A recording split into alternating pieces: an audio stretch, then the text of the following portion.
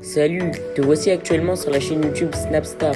Sur cette chaîne, tu retrouveras tous les plus gros clashs de Snapchat et tous les plus gros buzz du moment. Surtout, n'hésite pas à t'abonner tout en activant la cloche des notifications pour ne rien rater du contenu exclusif de cette chaîne. Et oui, sur cette chaîne, tu retrouveras du contenu qui n'est disponible nulle part ailleurs. Sur ce, je te laisse avec la vidéo. Bon visionnage.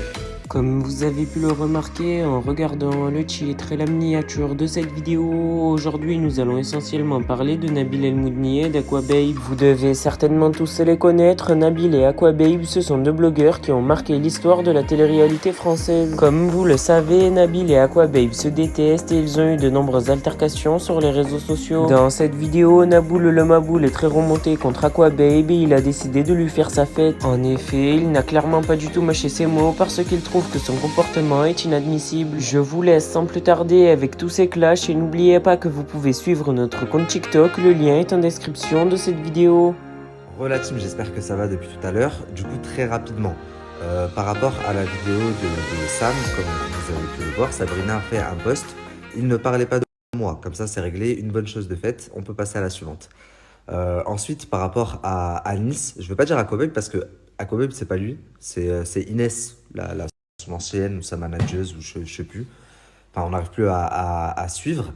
Mais en tous les cas, c'est quand même la pute qui se fout du trottoir. Quand il ose dire que moi, je veux gratter du buzz sur son dos. Enfin, gratter quoi? Frérot, tu sais très bien qui est qui. Si j'ai envie de gratter du buzz, c'est certainement pas chez toi que je vais venir le gratter. Donc comme ça, c'est clair. D'autant plus que si vous saviez en interne ce qui se passait, il y a 2 mois de ça, j'ai dû le bloquer de partout, tellement il faisait une fixette sur moi. Vraiment, je vais vous montrer, je vais vous mettre des conversations. Il en est arrivé à harceler Magali, harceler Wesley, harceler Jazz en les appelant pour leur parler de moi tous les jours. Et je vous parle coupé, je vous disais, je vous parle vraiment sérieusement. J'ai tout qui le prouve. Et jusqu'à là, récemment, jusqu'à aller contacter la psychopathe de Bruxelles pour lui dire, oui, moi j'ai des choses avec Azoulay, machin. Enfin, il pense avoir des choses, mais t'as rien du tout, mon pote. Par contre, moi, j'ai l'intégralité de ton iCloud de ces 4 dernières années, toutes tes conversations avec Magali Berda, avec tous les candidats, avec tout le monde, ta famille, j'ai tout et tu le sais. Sauf que, donc, t'es tellement éclaté que je vois même pas l'intérêt de parler ou de mettre des trucs. S'il y avait du buzz à gratter, tu te doutes bien qu'à la seconde où j'ai récupéré l'intégralité de ton iCloud, bah, j'aurais fait des grandes stories comme je sais le faire.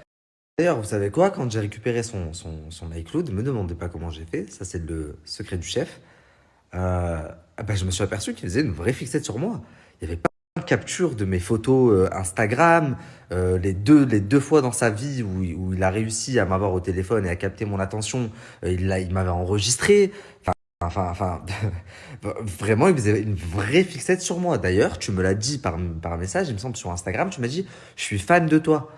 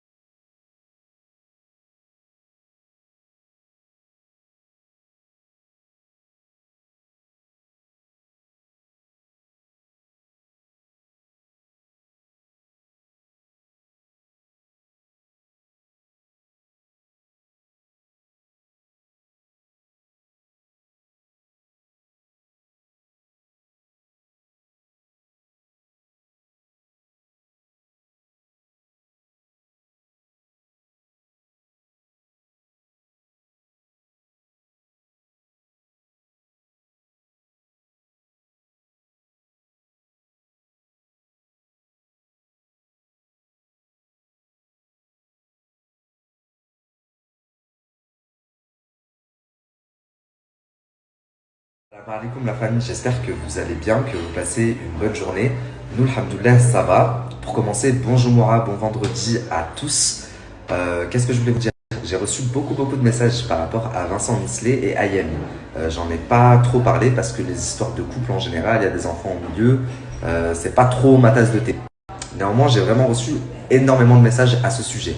Donc très rapidement, il n'y a pas d'enlèvement ici au Maroc quand il s'agit de la mère, ça n'existe pas. Si demain Vincent Mislé il va porter plainte en disant oui, mon enfant a été enlevé à l'école, sa maman est venue le chercher, ils vont lui dire va jouer au billes, pars-toi. Parce que c'est sa maman, et c'est la maman qui a les pleins, enfin, avant même le papa, qui a les pleins pouvoirs sur l'enfant.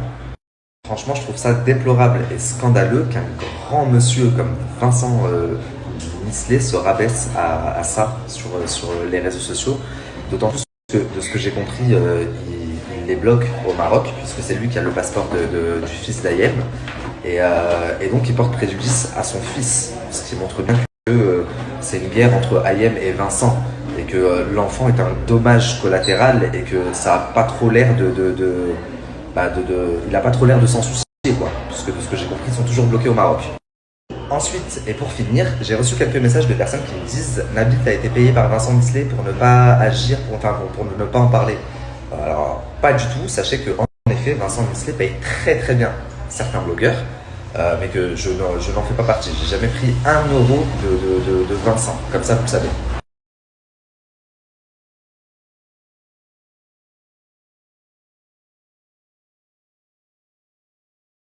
La famille, je sais pas si vous vous rappelez, juste avant que j'arrive au Maroc, je vous ai dit que j'ai eu un gros souci avec une de mes sociétés qui a été fermée.